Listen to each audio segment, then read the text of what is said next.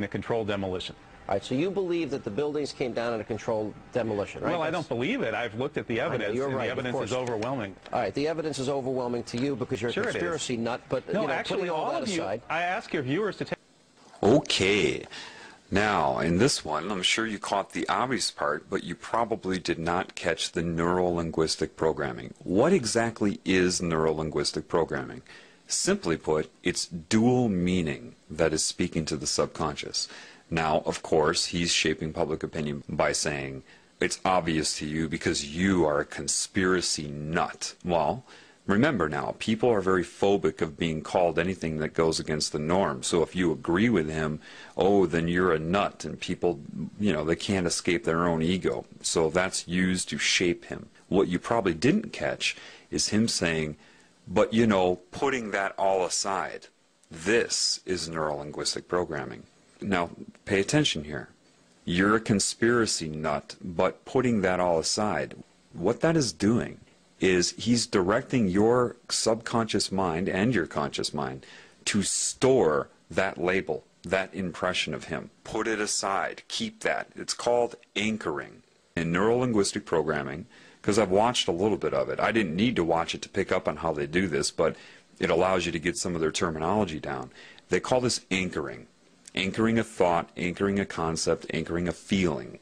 Putting all of that aside means put that aside in your mind. He's a conspiracy nut. Do you see how they manipulate you? That's a very good lesson right there in neuro-linguistic programming. all right, the evidence is overwhelming to you because you're a conspiracy nut, but no, actually, all of you, I ask your viewers to take a look at this evidence for themselves. They can go to st911.org. That's Scholars for 9/11 Truth. Take a look. Take a look at the demolitions. I know you Morgan Reynolds, a former Bush administration official. Okay, that's pretty obvious. You see how he's treating him. Very nonchalant, irritated, bored. And I know you think you're the smartest guy in the world. This is, the typical you're a know-it-all type of comment. If you watch that David Icke video where he goes back on Wogan, he draws attention to the same thing where he said, whoa, that's a cheap shot when he said, you know it all. And the response was accurate. I'm not saying I know it all. But people are trained to hate people who, quote, know it all. Why?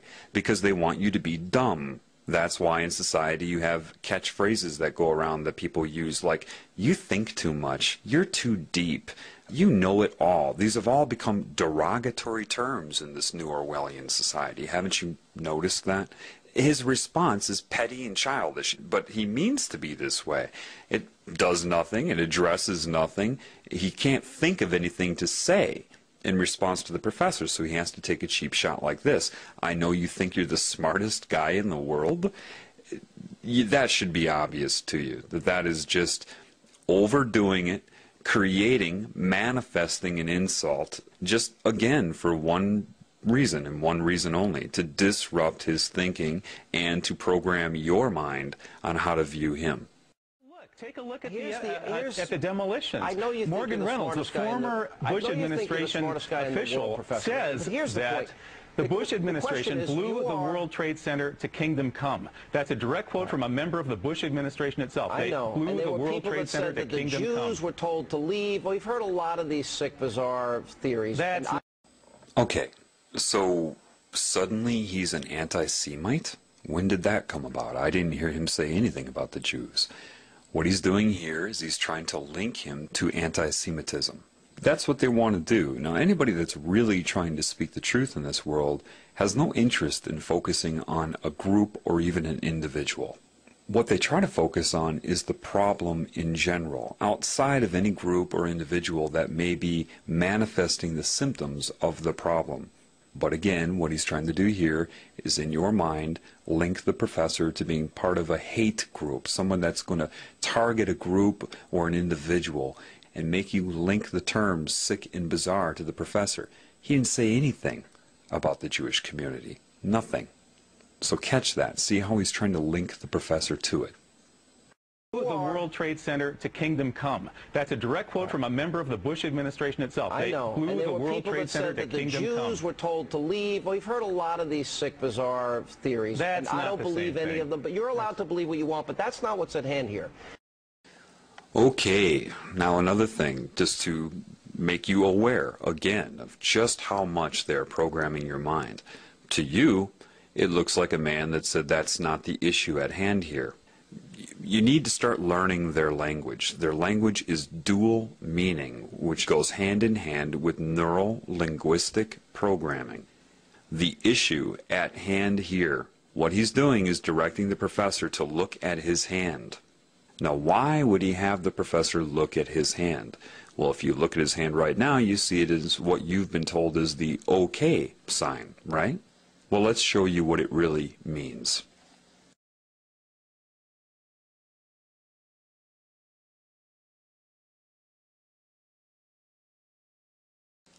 The OK symbol, as you see right here, means 666.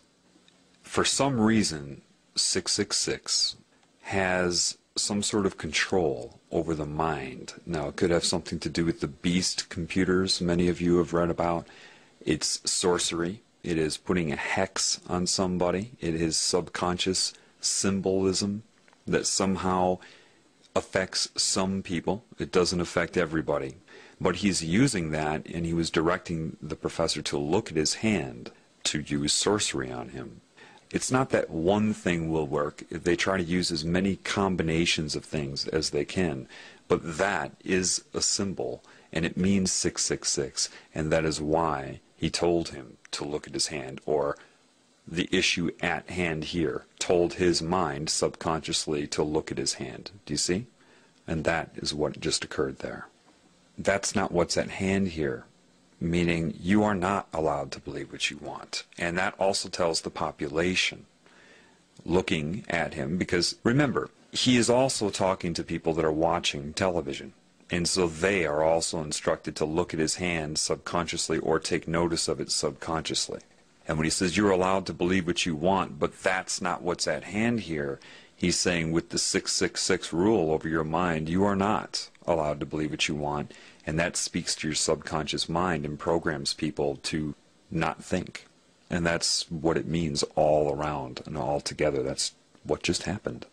Of them, but you're allowed to believe what you want, but that's not what's at hand here. The issue is whether or not you, with your bizarre theories, are the best. I think you have the bizarre theory. You think it was 19 bucks? Hang on a second. Okay, again saying his issues, his views are bizarre, right? But the reason he puts up his pinky there is because that is the weakest finger, that it would imply a small penis, not a potent man, using that in reference to him, saying that he is impotent, that he is bizarre, that he is weak, and that he is of the pinky. And that's why he chooses, of all fingers and all gestures, to speak about his theories, he puts his pinky up. And these are all subconscious sorcery methods. Again, sorcery is not some guy wearing a magician's hat.